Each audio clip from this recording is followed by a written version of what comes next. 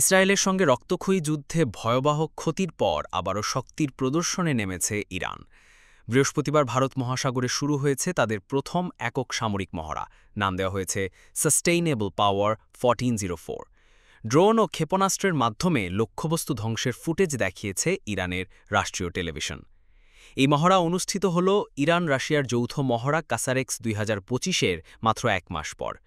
তবে এবারের মহড়া সম্পূর্ণভাবে ইরানের নিজস্ব উদ্যোগে, যা দক্ষিণাঞ্চলের সমুদ্রসীমায় আয়োজিত হচ্ছে। বিশ্লেষকদের মতে যুদ্ধক্ষয়ী ক্ষতি সত্ত্বেও নিজেদের সামরিক সক্ষমতা প্রমাণ করতেই এমন আয়োজন।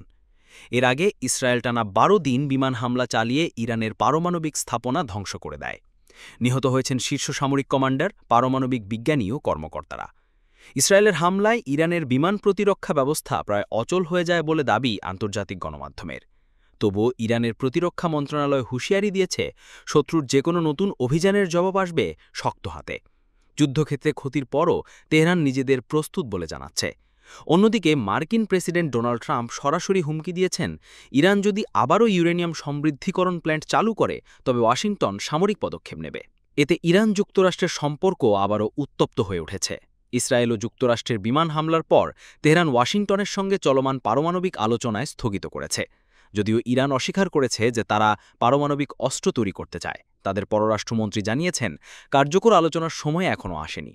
তবে জাতিসংঘের পারমাণবিক সংস্থার সঙ্গে যোগাযোগ সম্পূর্ণ বিচ্ছিন্ন করবে না তেহরান।